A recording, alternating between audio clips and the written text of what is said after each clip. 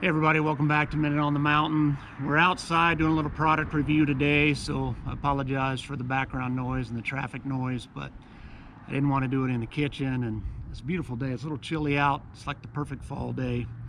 So I'm going to give you guys my thoughts on a couple of pieces of gear that I had tried throughout this hunting season, and one of them we'll have to give it more time to see. But I'm going to talk first of all about the New View hunting jacket and New View hunting pants. So here are the pants. Sorry, we got a truck behind us. It's making some noise. Okay, so here are the pants. I wore those pants on Caleb's muzzleloader hunt, and I wore them on my elk hunt and my deer hunt. Every day except one. One day on my elk hunt, I just knew it was going to be too hot to wear them, so I wore a thinner pair of pants. The pros about these pants is they're very quiet when you're walking through sage, when you're walking through brush, and the brush catches on them. They really make hardly any noise at all. I'd say almost zero noise. So I really like that. They're definitely warm. I wore these without any sort of base layer underneath when the temperature was in the high 30s and 40s in the morning, and I was plenty warm. When the temperature dipped down to the high 20s and low 30s, I did wear a base layer underneath them, and again, I was plenty warm. My legs were not cold at all. I did some crawling on my deer hunt. I crawled about 60 yards, and there's stickers and thistles and stuff where I was crawling.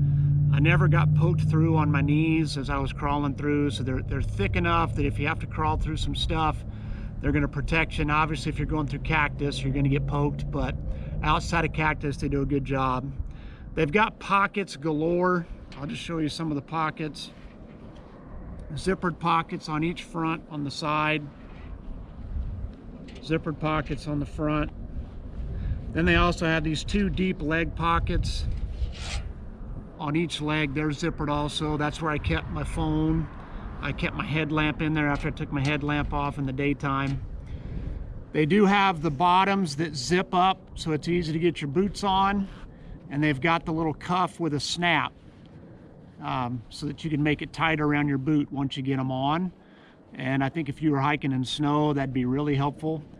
I don't think it would replace having gaiters, but I definitely think it would be helpful. So I really liked them. I thought they were great pants. They're water resistant. Now, I didn't really have to hike in the rain in them, so I haven't tested that part out, but the ground was certainly wet in the morning on one of my hunts, and I didn't get wet through them at all. I only have one negative really about the pants, and it's the fit.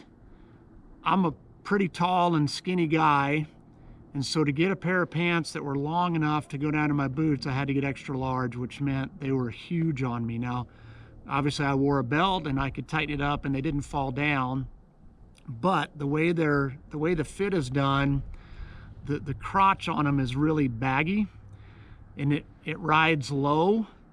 And so when I was in the open sage and on the open hillsides, it didn't matter, but there was a couple of times on my elk hunt when I was in timber and I was in areas where there was blowdown, and as I would try to step up over fallen logs, it just felt like they were catching. I couldn't lift my leg as high as I wanted to. Now I could stop and really kind of adjust, and I could, but it just wasn't easy. It wasn't convenient. So if you're a stockier guy, I think you'd absolutely love them. If you're a taller, skinnier guy like me, just be aware of that fit. Now the jacket, I absolutely love. I have nothing negative to say about the jacket. I only wore it a couple of days of my hunt because it just wasn't cold enough. But on the couple days that I wore it, it kept me cool. It does have, I'll show this to you, it's got this drawstring here at the bottom where you can cinch it down. Again, since I'm a skinnier guy, I did use that, and it did a great job keeping the wind from blowing up underneath my jacket. It's got zippered pockets on both sleeves. I used that for my elk call, so I had it nice and handy there. Zippered pocket on this sleeve. It's got chest pockets on both sides that are zippered, and it's got zippered pockets down by your waistband to put your hands in, and they're huge. The pockets are massive. This coat's, the fabric is 95% polyester, 5% spandex, and then the lining is 100% polyester. Again, it's water resistant, it's quiet, it's got a hood on it. So there's the hood. Absolutely love the jacket. So I'll put links in the description. Again, that's New View Hunting, their jacket, their pants. The other thing I want to mention real quick, I got a new pair of boots for this year for the hunting season. I've got a little over 30 miles on them so far. They're from Itasca. I got them at Sportsman's Warehouse. They were $75.99, I believe, maybe $79.99. 400 grams of Thinsulate for the insulation. Easy to put on. So my other boots, I had some Tamaracks that I got 2 years worth of use out of, and 2 years for me, I don't complain. If I can get at least 2 years out of a boot, then I feel like it did its job. And those Tamaracks were under $100 as well. They were $79.99. So to me, that was money well spent. So we'll see. I mean, these are new. I don't know how much use I'll get out of them, but these are so much easier to put on than my Tamaracks were. I can essentially put them on hands-free. So if I'm going someplace where I've got a long drive, I don't like to drive in my hunting boots. So I'll drive in just my tennis shoes, and then when I get there, I'll throw my boots on.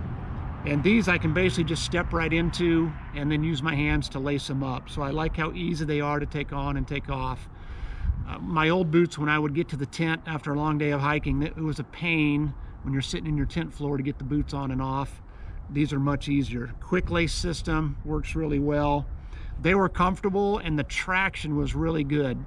Where I deer hunt, it's a pretty steep hike up, even though it's not very far. Didn't have any trouble slipping or anything like that, so really like the traction.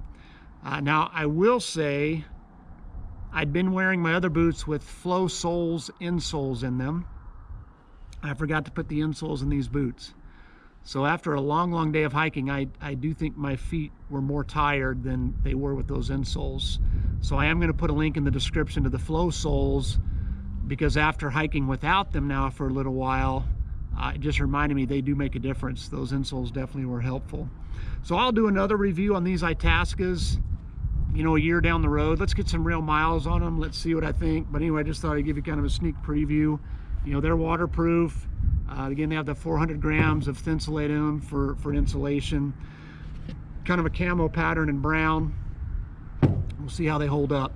All right, time to wrap this up with the channel shout out, the Minute on the Mountain, and then also the prizes for the 1,300 subscriber giveaway.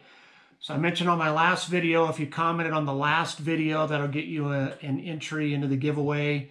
If you comment on this video and you're a subscriber, it'll get you an entry. And then the next video I post, we'll do the drawing.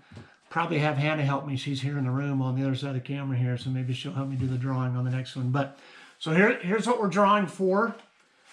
It is the Party of One. I think it's called the Recreational Camper. No, Party of One First Aid Kit. 34 pieces. But now with that, my idea was this would at least kind of be a starter kit for you.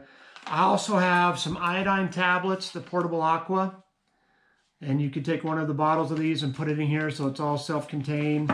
I've got a 200 lumen Energizer headlamp. Again, I think out of the packaging you could put in this first aid kit.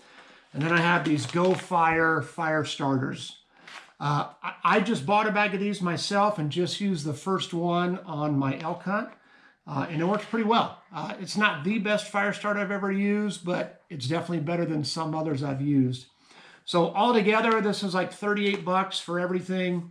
I know it's not the end all be all as far as a first aid kit, survival kit, but at least could get you a jump start, maybe a nice secondary kit in your glove compartment or something like that.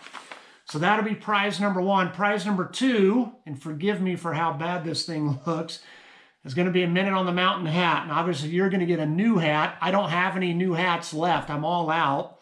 So this is the one that I've worn on a bunch of hikes and stuff. But it'll be the black and gray trucker's hat with the black and red logo. So that'll be prize number two. So prize number one will be the first aid kit and the extra things you can put in it. Prize number two will be the Minute on the Mountain hat.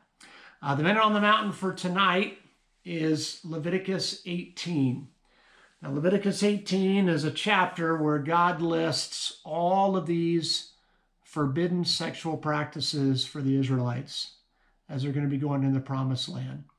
And some people say, you know, that was Leviticus, that was only the Old Testament, it doesn't apply to us today.